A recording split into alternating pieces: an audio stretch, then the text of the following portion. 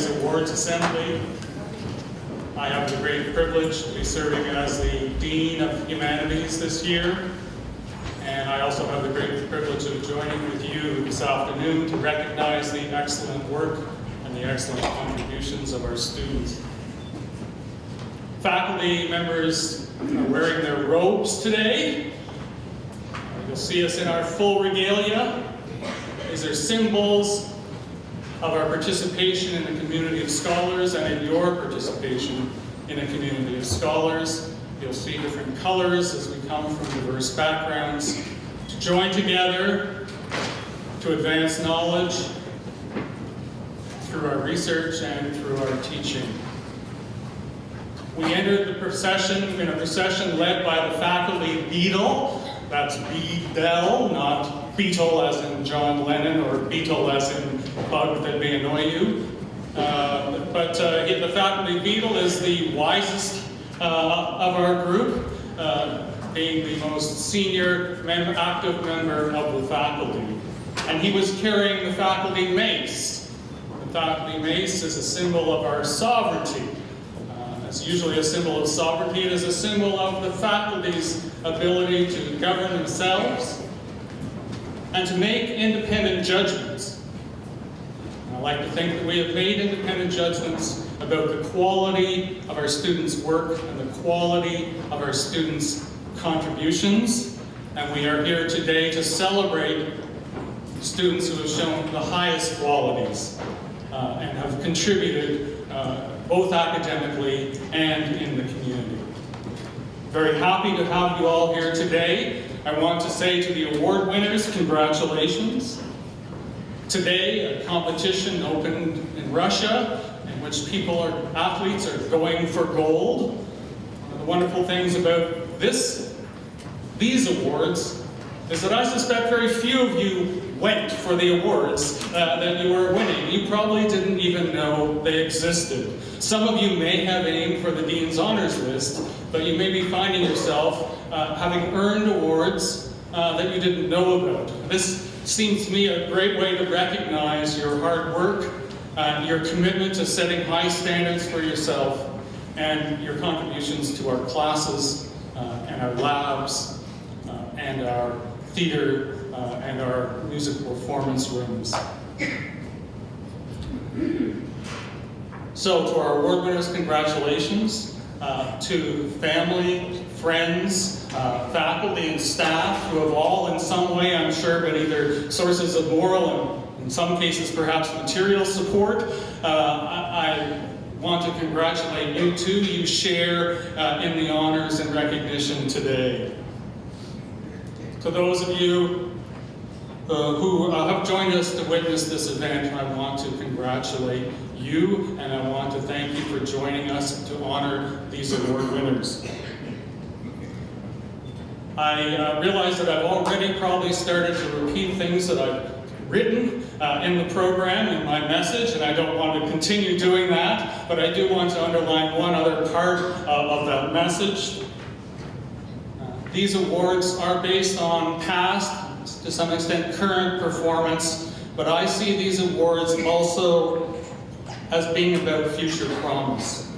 They are our way of saying that we believe in you, and we believe that you will continue to contribute to this community of scholars and to the communities outside of this community of scholars.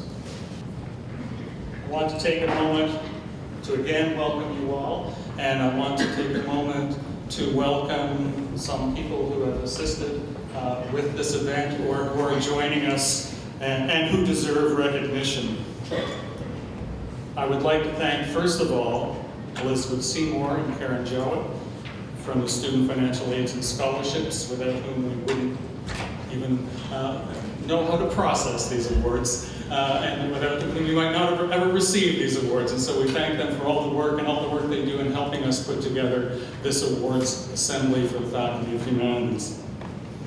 I also want to recognize the Associate Dean Graduate Research and Graduate Studies, who was so relieved he doesn't have to be up on stage, Bonnie Cavallo, and our new University Librarian, Vivian Lewis, who's has joined us today, and our new AVP, and I have to check my notes here, AVP Teaching and Learning, Arshad Ahmed. Thank you for joining us today. I will thank our faculty beadle later.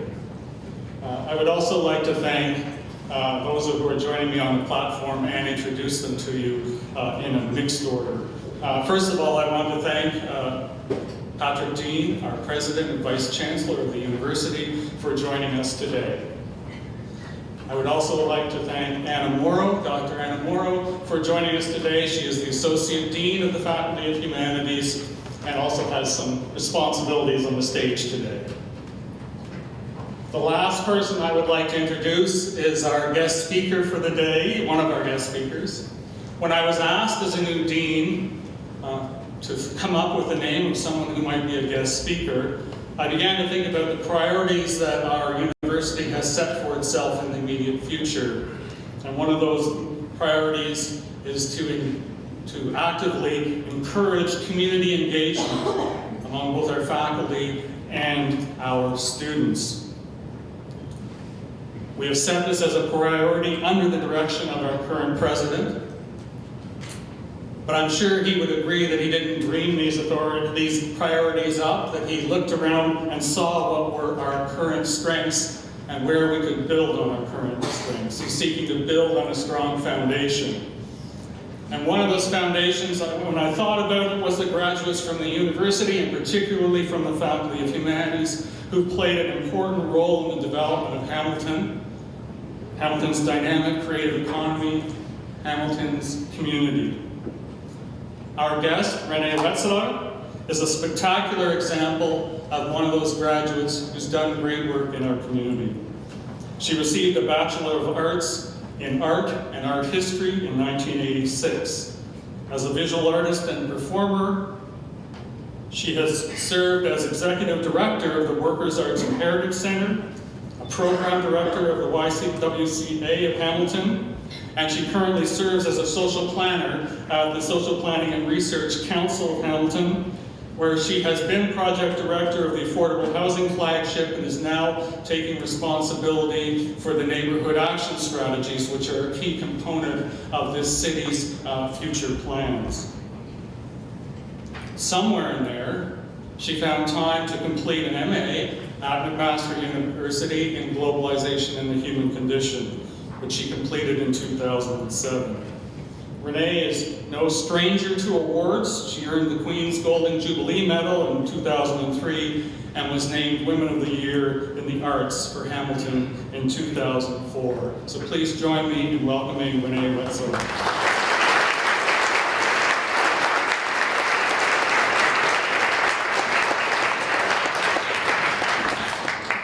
Thanks, friend. Good afternoon, and thank you very much for inviting me to speak to you here this afternoon. It's a very exciting time for students, for family members, for faculty, for the university itself as it's embarking on this new period of engagement in the community. For me, this comes down to punk rock. I used to be in a punk rock band that started here at McMaster University back in 1985. And I was asked over lunch, what themes are you talking about today? And I said, well, I'm talking a little bit about punk rock, about being fierce as a woman. I'm going to talk a little bit about leadership, creativity, intuition, dynamics, and change, and how all these things come together for you as students in the Humanities program. And how you can take all these things that some are quite tangible, some are intangible, and you can move forward in a community and lead with integrity and go forward with integrity. I do want to say that these remarks are dedicated in memory of Graham Todd. He was a fabulous sculptor, and he was my professor when I was here, and some of you may know he passed away last year. I'm also making these remarks today in honor of the Olympians from the LGBTQ community around the world who were brave enough to show up at Sochi and participate in the opening ceremonies today. So I'm actually wearing the colors that I represent as a lesbian in this community, as an out lesbian, and someone who really passionately cares about change and leadership and commitment and leadership from behind. So what does punk rock have to do with all of this? Well, punk rock in my world really means going out there, first of all, having fun,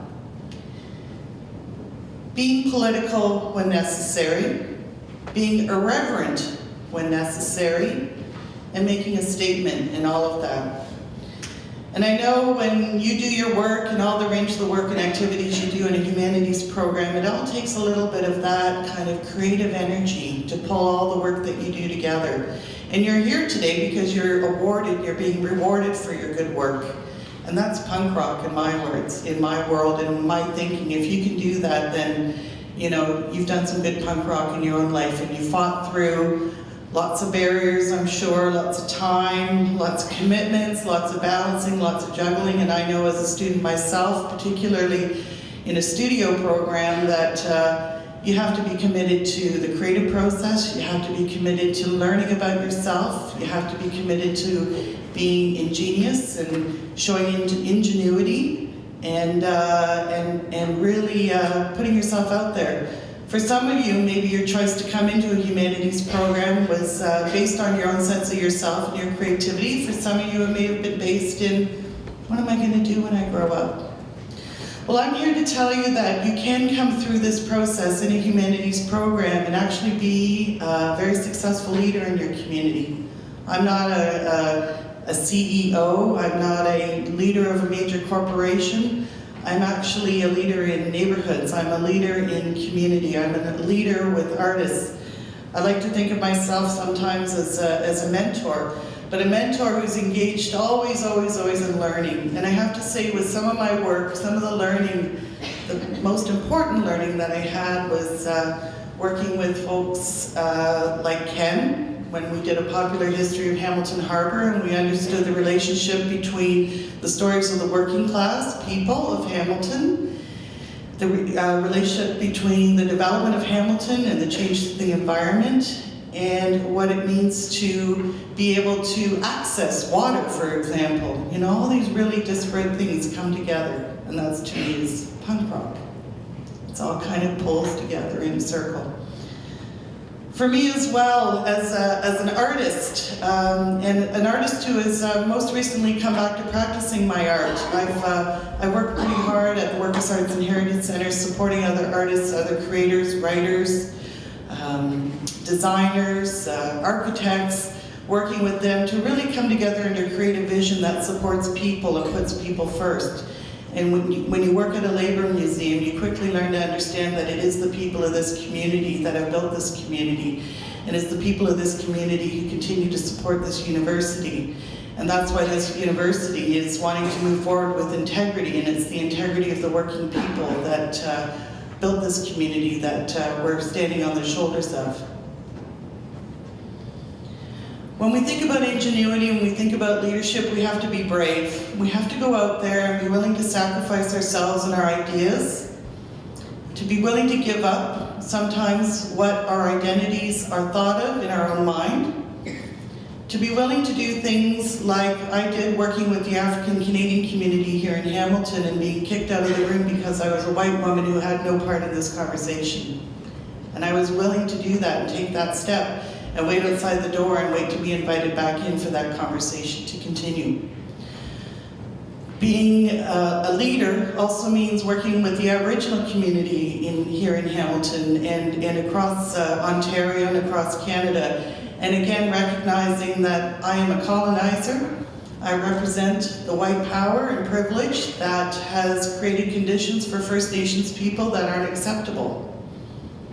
And to be able to even speak like this today in front of this room with you folks here, I'm asking you to think about all these parts of yourselves, your identity, your creativity, your leadership, the fact that you were able to pull yourself together and win these awards and sometimes didn't even know you were going to get it.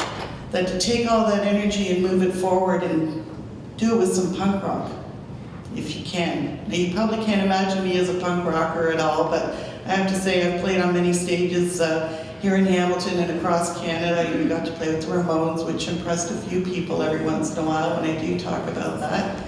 It's kind of fun. But to be able to do that and think about my life coming forward and the energy that I bring, and I bring that energy with some honesty, some commitment to this community, a commitment to the fact that I am an alumni of this university, which I hold in high regard.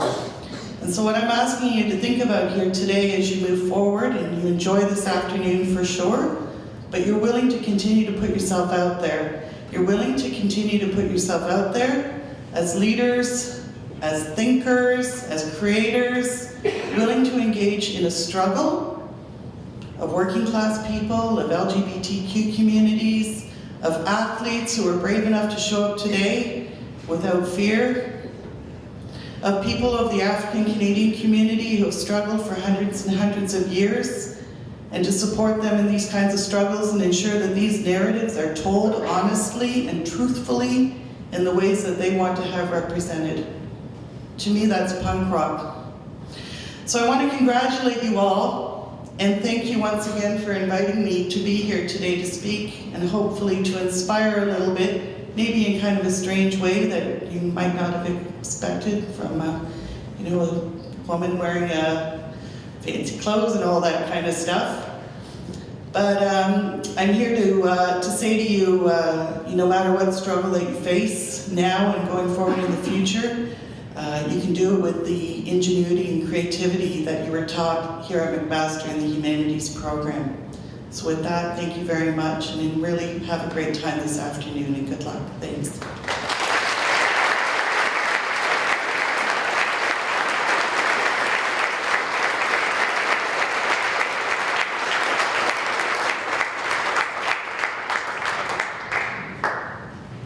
Thanks, Renee.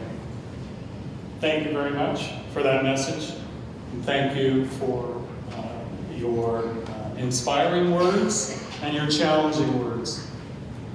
I now have the pleasure of introducing again the Associate Dean of the Faculty of Humanities, Dr. Anna Morrow, who is also maybe known to some students as an instructor, an award-winning instructor in the Department of Linguistics and Languages. Welcome.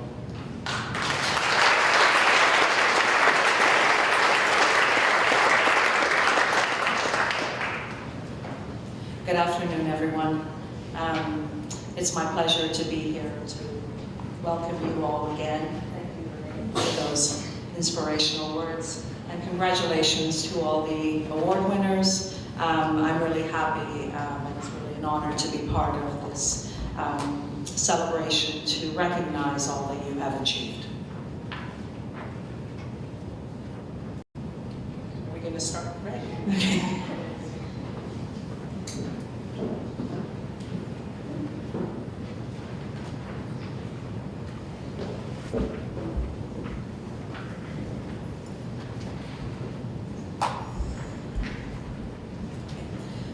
So, 1 second. The Associate Dean gets it together. Okay, so Sierra Smith, Dean's Honor List, the Dr. Harry Lyman Hooker Scholarship, the Linguistics Prize, and the Provost's Honor Roll Medal.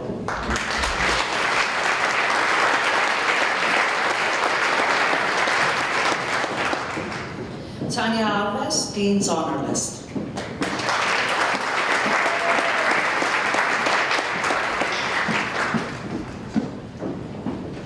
Benjamin Armstrong, Dean's Honor List.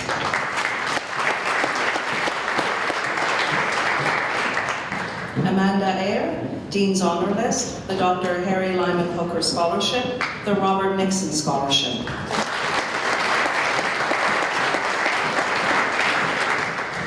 Christina Bachu, Dean's Honor List.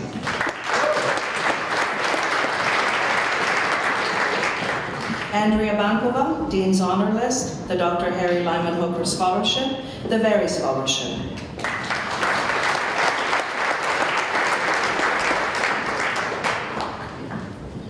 Lily Biot, Dean's Honor List, the Bank of Montreal Humanities Multimedia Scholarship, the University Prize for Special Achievement.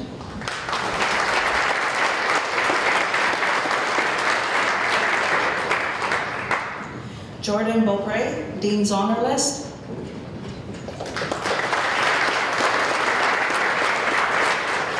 Michelle Benincasa, Dean's Honor List, the F.W. Water Scholarship in Philosophy for part-time students, the University Achievement Award.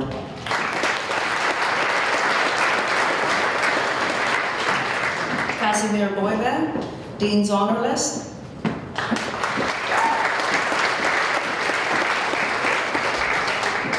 David Bonaventura, Dean's Honor List, the Somerville Scholarship.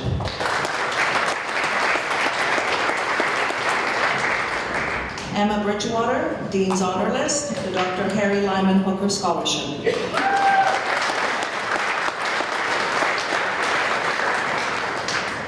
Erin Cardwell, Dean's Honor List. Catherine Chambers, Dean's Honor List.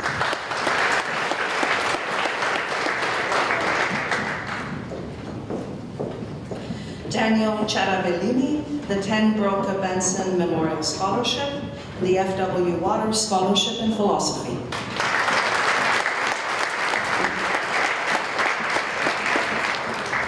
Chantal Chino, Dean's Honor List, the University Senate Scholarship.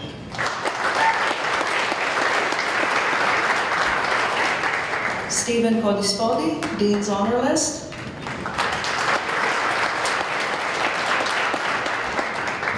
Sarah Conrad, Dean's Honor List, the University Senate Scholarship, the Theatre and Film Studies Book Prize.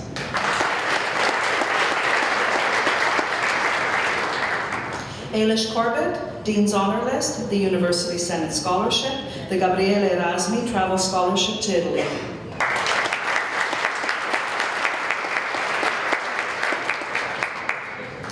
Olivia Costantini, Dean's Honor List, the Brian Pucknell Memorial Scholarship, the University Senate Scholarship.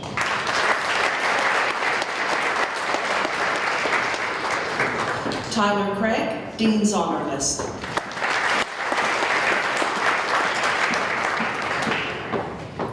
Brooke Doran, Dean's Honor List, the Dr. Harry Lyman Hooker Scholarship.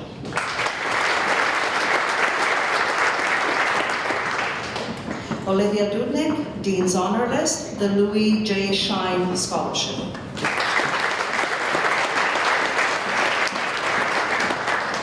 Julia Empey, Dean's Honor List.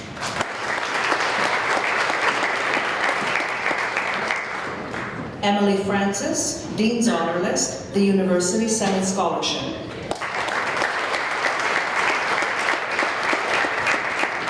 Sarah Garcia, the French Government Book Prize.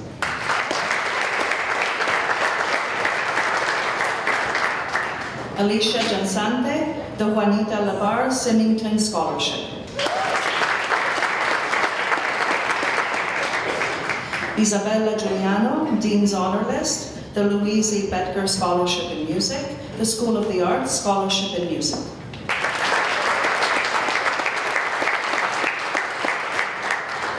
Tania Gonsalves, Dean's Honor List, the Bank of Montreal Humanities Multimedia Scholarship.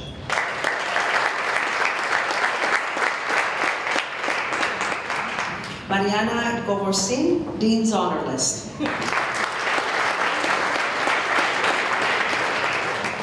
Caitlin Brower, Dean's Honor List. Allison Griffith, Dean's Honor List, the Rosemary Douglas Mercer Memorial Prize, the University Senate Scholarship.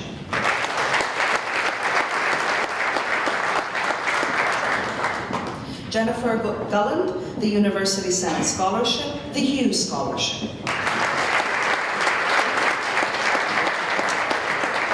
Maureen Gustafson, the University Senate Scholarship.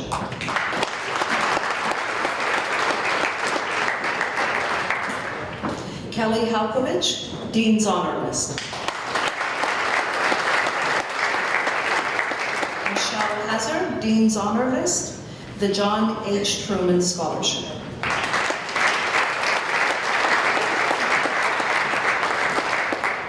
Emily Herron, Dean's Honor List, the Jury Prize, the Noel Sandusky Memorial Book Prize.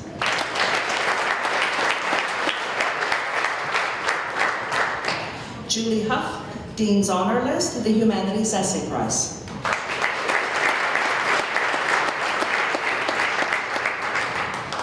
Anita Yafrate, Dean's Honor List.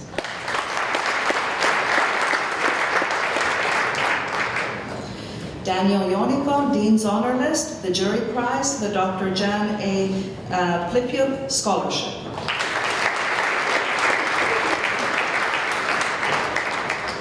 Brenna Ireland, Dean's Honor List.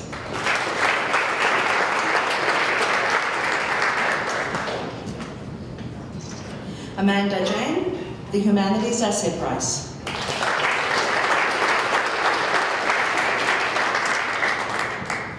Arthur Capron, Dean's Honor List, the Merrill Francis Gage Scholarship, the University Senate Scholarship.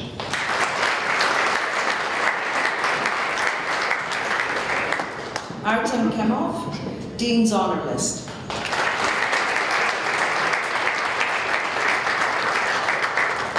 Tiffany Kitagawa, Dean's Honor List, the University Senate Scholarship. Katie Knapp, Dean's Honor List.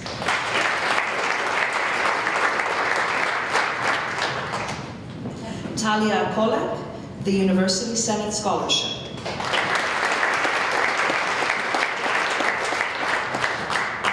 Christy Kwan, Dean's Honor List, the Dr. Harry Lyman Hooker Scholarship.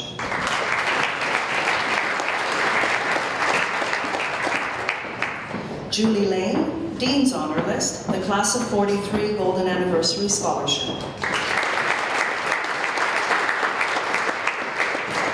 Mariette Lee, Undergraduate Student Research Award.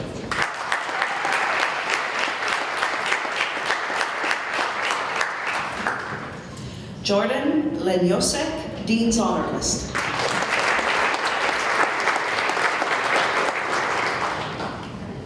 Alexandra Luqueta, Dean's Honor List.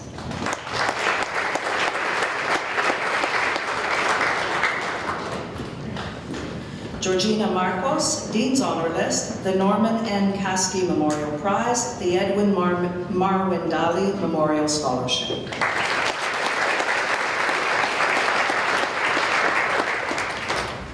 Sean McCarran, Dean's Honor List, the University Senate Scholarship.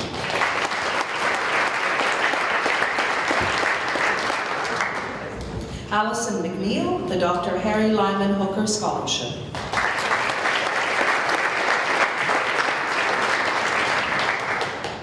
Rachel Mostert, Dean's Honor List.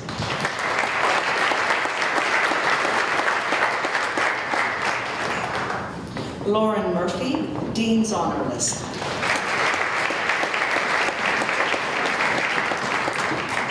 Mirko Nikolic, Dean's Honor List, the Gladys Richards Scholarship, the Thomas A. Wiley Scholarship.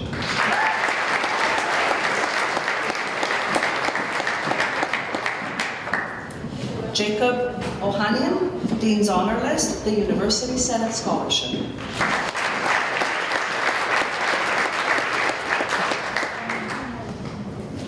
Kendra Odike, Dean's Honor List, the Irene Pierce Scholarship.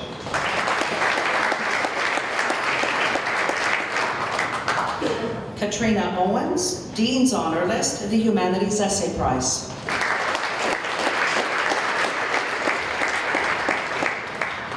Keisha Naoma Quinn, Dean's Honor List, the University Senate Scholarship.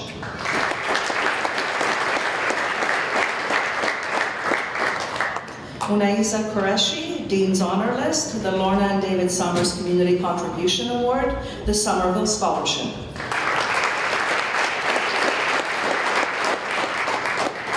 John Michael Schneider, Dean's Honor List, the Humanities Essay Prize, the Cranston Prize. Jennifer Shamo, the Hamilton Artist Incorporated Award for Distinction in Studio Art.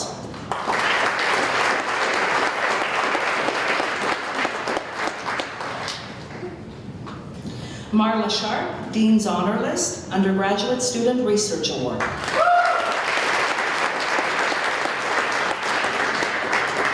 Chloe Sukau, Dean's Honor List, the French Scholarship.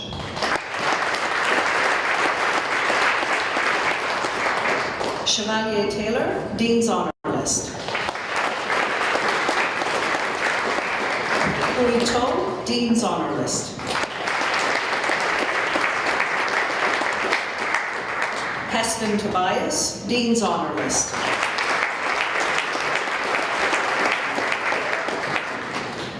Brandon Wild, Dean's Honor List, the Joan Francis Bowling Scholarship, the Neil Brothers 37 Academic Grant.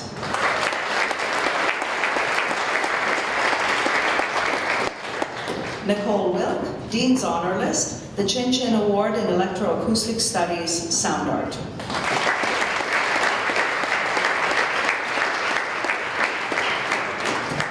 Aaron Zawacki, Dean's Honor List, the University Senate Scholarship.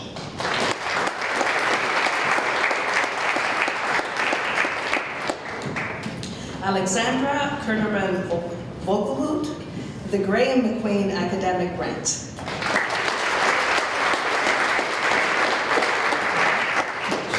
Andrea Miller, Dean's Honor List, the Sharon Reeves Scholarship.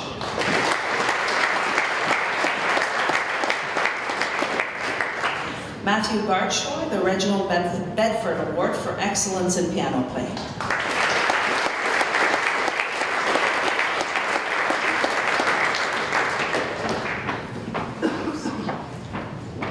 Thank you. Congratulations again to all the award winners.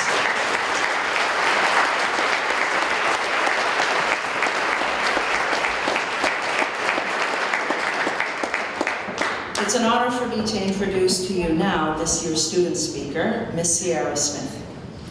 Sierra's list of academic accomplishments is nothing short of outstanding. She has been on the Dean's Honor List every year. She has been a McMaster, and she is currently in her 4th year.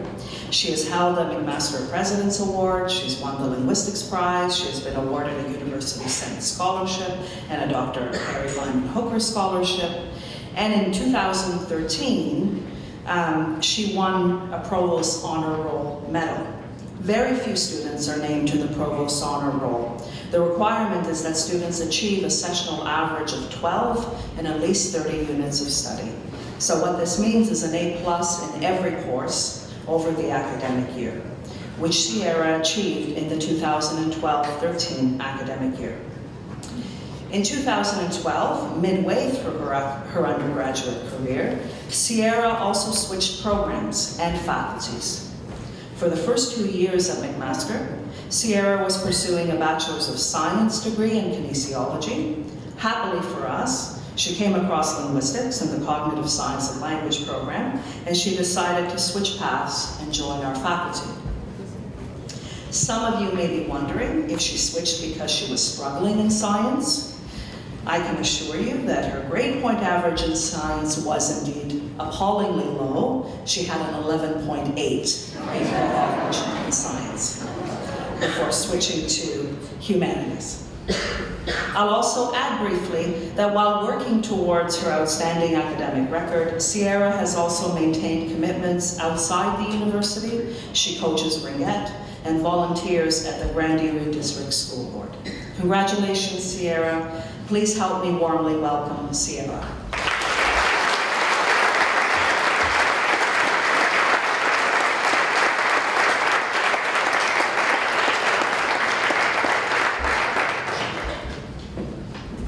Thank you for the kind introduction. So good afternoon. I'd like to personally welcome all esteemed guests, award winners, family and friends to the 33rd Annual Humanities Awards Assembly. I am honored to have been invited to speak today as we celebrate the outstanding achievements of students in the Faculty of Humanities. Your accomplishments are not only a reflection of your commendable efforts and dedication, but the enthusiasm with which you welcome the numerous opportunities for personal and academic growth the humanities have to offer. As Dr. Morrow mentioned, I originally completed my first 2 years of study in the Faculty of Science, but I decided to change and join the humanities. Naturally, the transition was not seamless, but in the process, I came to discover what makes our discipline imperative and unique. I recall being introduced to a completely new way of thinking as I sat in my first humanities elective. Contrary to the science-based reasoning that I was accustomed to, conclusions were meant to be challenged, and boundaries between disciplines seemed trivial. It was this unprecedented emphasis on critical thinking an interdisciplinary study that rejuvenated my interest in my own studies and ultimately led me to pursue a degree in the humanities. With science advancing at an accelerated pace, we are frequently required to update our knowledge in order to be able to effectively use and interpret new information.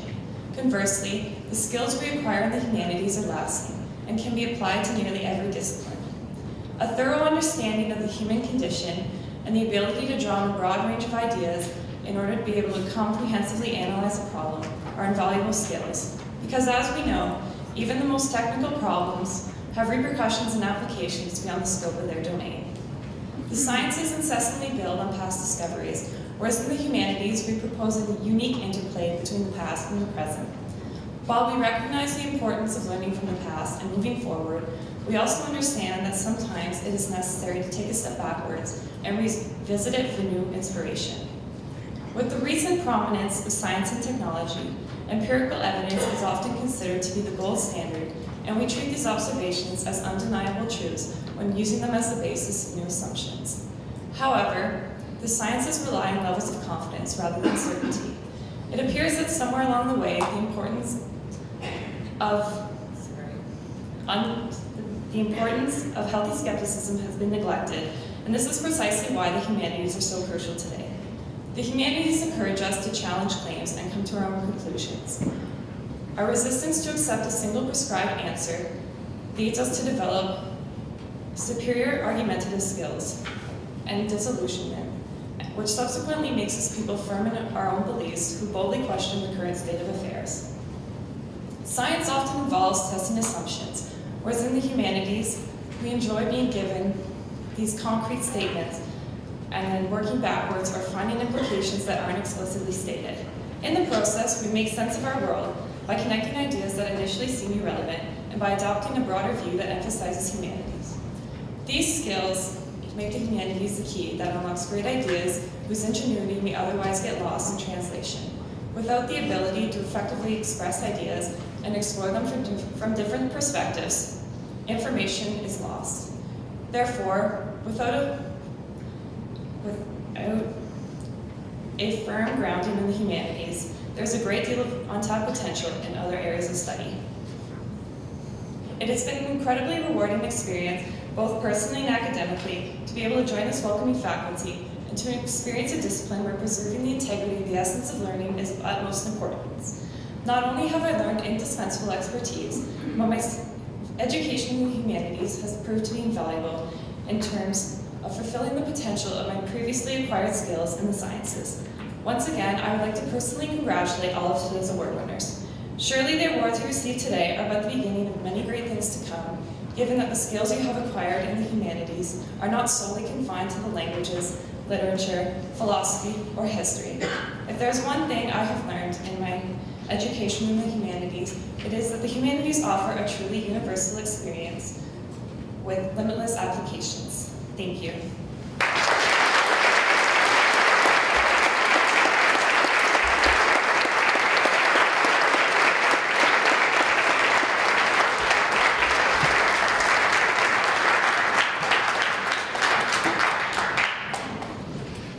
Thank you, Sierra.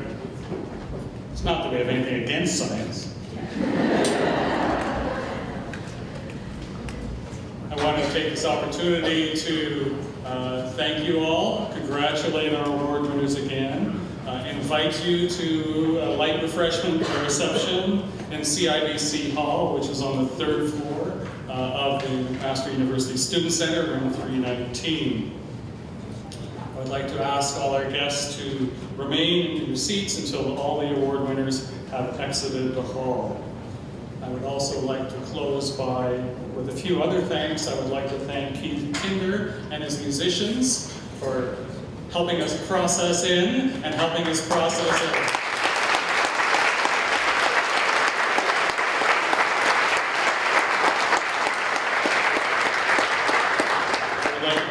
Staff of the Humanities Advising Office for all the work they put into organizing this event. And I would like to point out that when I looked at the latest National survey of student engagement scores. The students in Humanities overwhelmingly claim that those advisors were valuable to them, more so than in any other faculty. So I want to thank the advisors.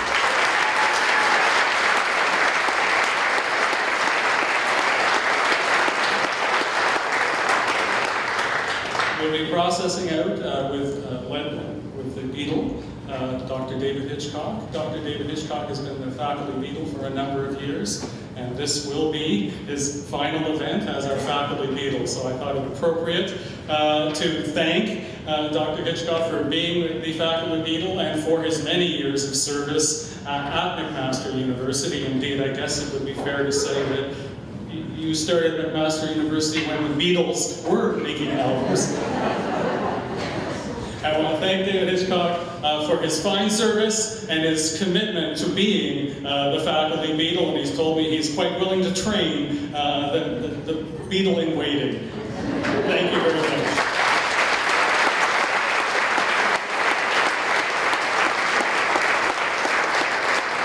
Thank you all for coming, and I hope to see you in CIBC Hall. Thank you.